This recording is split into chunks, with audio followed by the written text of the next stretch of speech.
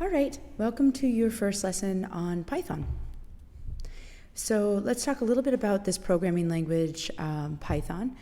It was designed by Guido van Rossum in the late 1980s. It was the first published version.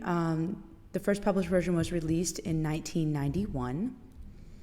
And it's actually not named after the snake python like the logo would suggest. It kind of looks like two snakes together. But it's actually named after a British comedy group called Monty Python.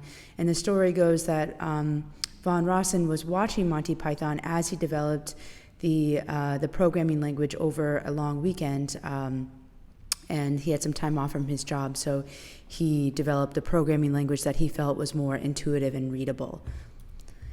And we are using the third version of Python. So why Python?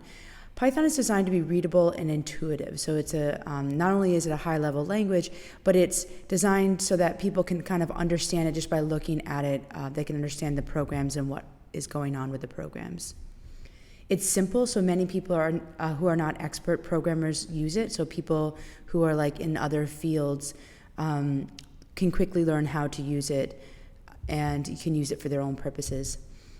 So people use Python as a basis for programming, like for Arduinos or Raspberry Pis. And other people have designed extra programs for Python. These programs are called libraries that are open source, so they're free and anyone can use them. So by learning Python and learning how to use these libraries, you get a lot of bang for your buck, as they say. So you can get a lot of use from understanding just this one programming language versus other programming languages. And I just want to remind you to check yourself. There's a Check for Understanding quiz for my students on Quizzes, the website, and you should just be making sure that you're answering questions as they go along. All right, the first big idea for programming is the print function. So whenever you learn a programming language, the first thing you ever want to learn is how to display things on a screen. It's the most basic function for programming languages. So in Python, the way that we do it, in Python version 3, it's a little different for version 2, but in version 3, if we have this as an input, so if this is our code, the output here is on the screen to the right. So let's notice some things. First of all, to print something, which is just to display it, it doesn't make it come out of my printer, it just displays it on the screen in the output field here. I use the keyword print, and I use open parentheses, and I put a value inside those parentheses, okay? So print 45 results in the number 45.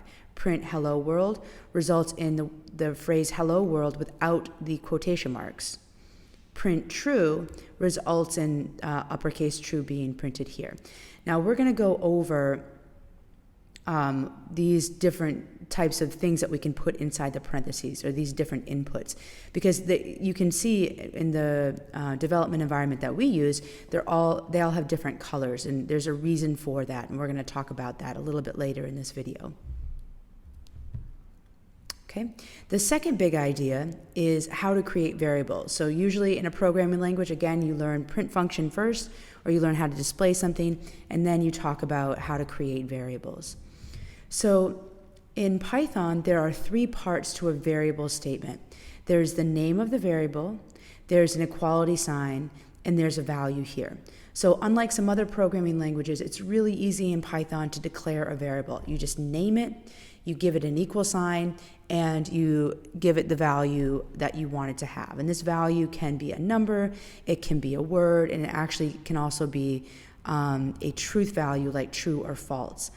So here, there's going to be some rules for naming, but it's really simple in Python to name a variable. I don't have to declare it as a certain type of variable, and the equality sign here is called an assignment. So we don't use equality in the equal sign in Python the same way you would in a math class, but you use it to assign a value like 8 to a variable.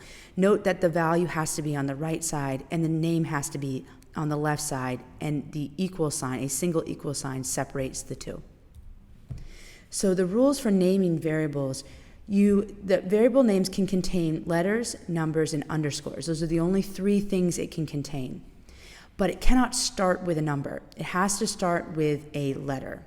Okay, and it must not ever contain spaces, and you will get error messages if you have spaces. So if you want to name a variable, it's a good habit to name a variable based on what the value that the variable stores or will store later on in your program. So if you want to use multiple words, then you would use underscores to separate the words so that they appear separate, so they're more readable in your program. Okay. And variable names cannot contain keywords.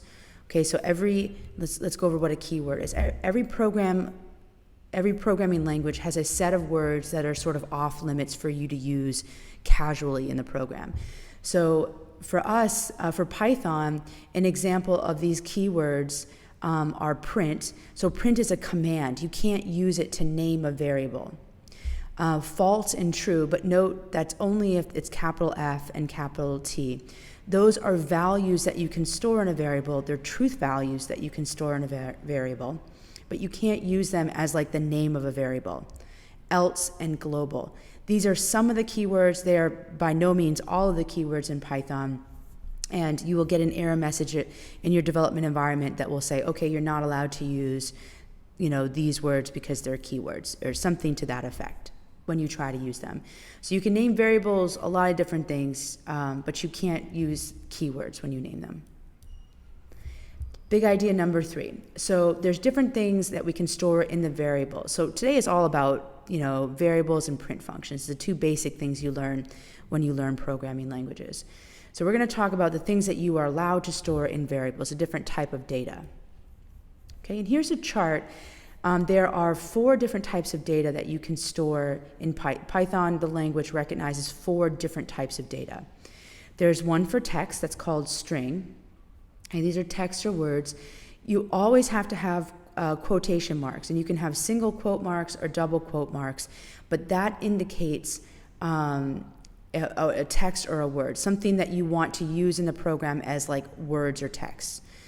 And you put double quotes around it. And now you can put double quotes around like a space, and that would also be considered a string. And we'll talk about that a little bit later as we get into more complicated uses of data types. There's 2 values of numbers that you can use. An int, which is called int, that's short for integer.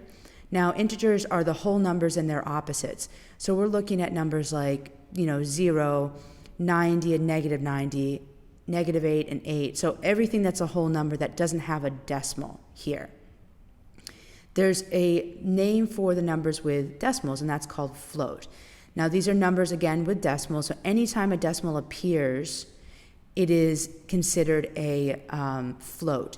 Note that 6.0 is considered a float, even though that is equivalent to 6, the integer 6. Because it has a decimal here, it is considered a float. And finally, you have this other data type that's like neither a string nor is it a number. And these data types store truth values, so either true or false. Note that they have to be in upper and lower case here. And by the way, a string, anything with quotes around it would be a string. So if you say you put quotes around a number like quote 45, that would be recognized in the program as a string. And there's certain reasons why you would want to do that, and we're going to cover that later on. Okay, the last big idea is how variables can change values throughout your program. So this little program here does something very strange. And in mathematics, you're not allowed to do this in math. And that's why the equal sign here is different than the equal sign in mathematics, okay? The equal sign in mathematics says that it is, that whenever you see x, you're allowed to replace it with the value of 8. And also in mathematics, we're allowed to switch the number around the equal sign with the variable. So I could say 8 equals x, and that would also be okay. Not in the programming language. Okay, so let's take a moment here and look at what's happening. Okay, when I run this, and let me pull this up. When I run this, let's watch what happens. So when I say x equals 8, x equals 10, and I say print x, what we think might happen, well, you may not be sure. You may think it prints 10. You may think it prints X. You may even think that it will have an error here. Let's run it and check it out. So it gives us the value of 10 here. Now the reason why it gives us this value is because what you've actually done, let's go back to our format here. So what it's actually done is it's taken the value of 8. So it's like, okay, X is equal to 8. But then what you've done is you said, okay, now store 10 in X. And the program doesn't care what came before it. It reads line 1 and then it reads line 2, and you're allowed to give it a different value. So it's like you have a box and you've put 8 in it, and then you've dumped out that 8 and you've put 10 in it. And when you say, okay, when you say print X, it's asking the program to display what's stored in that variable. And so it gives you 10 because you've dumped out 8 and you've given it 10. It can't store both values at once in a variable, but it can reassign the value of the variable from 8 to 10. Okay? And that's the end of the lesson today. Make sure you've answered all the check for understanding questions.